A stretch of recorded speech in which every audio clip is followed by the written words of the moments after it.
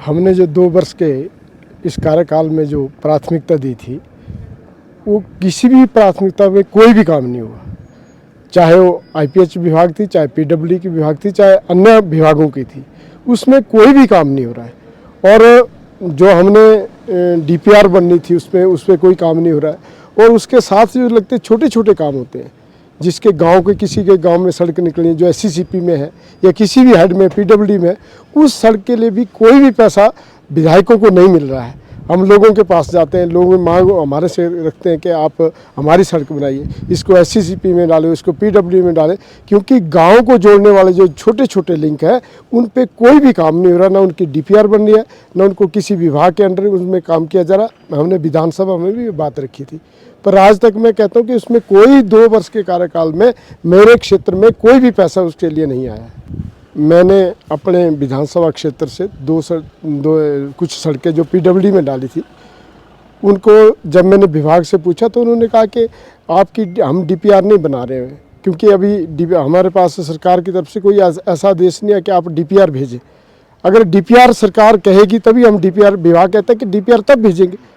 और जैसे पानी की योजना, जैसे कोई सिंचाई की योजना है, जो छोटी सिंचाई की योजना है जहाँ पानी उपलब्ध है, ऐसी मेरे क्षेत्र में बहुत सी जगह ऐसी है जहाँ पानी उपलब्ध है, वो खेतों को सिंचाई होती है, उनका भी हमने एमएलए प्रायोरिटी पे डाला था। उनको कहा था कि काम जल्दी हो, उस पर भी कोई काम नहीं हो पाया। मुझे कहता है कि मुख्यमंत्री बिल्कुल झूठ बोलने के पूरे माहिर हैं। और आपने देखा होगा विधानसभा के अंदर भी बोलते हैं, बाहर भी बोलते हैं।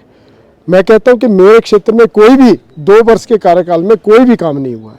सरकार ने कोई काम नहीं किया। अब विधायक निधि से हम कितना कर पाएंगे, या कोई राज्यसभा का सांसद है उससे हम कितना पैसा ले पाएंगे, कितना विकास कर पाएंगे। अब लोगों की अपेक्षा होती है, हम चाहते हैं कि कोई सड़क एमएलए प्रायोरिटी में डालें, उसकी डीपीआर बने, कोई सिंचाई की योजना, कोई पीने की पानी की योजना, उनको हम डालें और उस पर काम हो, ताकि हम लोगों को बता सके कि हमने इसको एमएलए प्रायोरिटी पे डाला था और उसकी डीपीआर बन गई। डीपीआर बनने के बाद इसमें कार्य हो गया या उसका कार्य आरंभ हो गया। सरकार की तरफ से कोई है नहीं।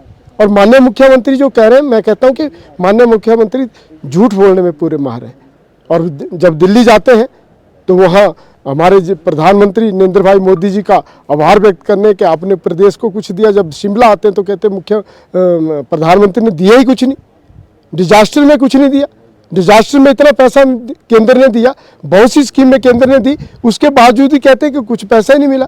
और ऐसे विभाग, मैं एक छोटी सी बात सुनाना चाहता हूँ कि मेरे क्षेत्र में एक कुम्हार जो छोटे छोटे मिट्टी के घड़े बनाते हैं, उसका एक गांव है। मैंने माननीय मुख्यमंत्री से निवेदन किया, जो लघु उद्योग है उसको चलाने का काम वो करते हैं, अपनी रोजी रोटी कमाने का काम करते हैं। माननीय मुख्यमंत्री से निवेदन किया कि वहाँ एक तालाब है।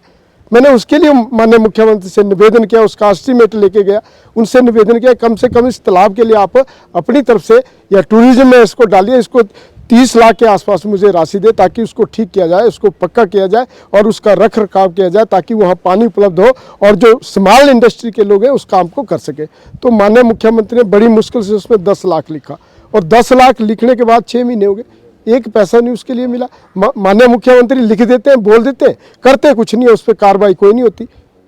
ये मैं कहना चाहता हूँ। ऐसी बातें, बहुत सी बातें हैं जो हमारे क्षेत्र में कहता हूँ कि प्रदेश सरकार की तरफ से कोई पैसा नहीं आ रहा। अगर काम हो रहे तो आज दिल्ली की तरफ से, जो हमारी दिल्ली में सरकार है, जो नाबार्ड के माध्यम से, प्रधानमंत्री ग्राम सड़क योजना के माध्यम से जो काम चले हैं, सड़कों के काम चले, अगर ये सड़कों के काम नहीं होते तो क्षेत्र में लगता पता कि कोई काम हो रहा है कि नहीं हो रहा है। इसलिए जो काम हो रहे हैं तो केंद्र की तरफ से जो नाबार्ड और प्रधानमंत्री ग्राम सड़क योजना में जो प्रोजेक्ट के माध्यम से जो पैसा है उसके काम चले।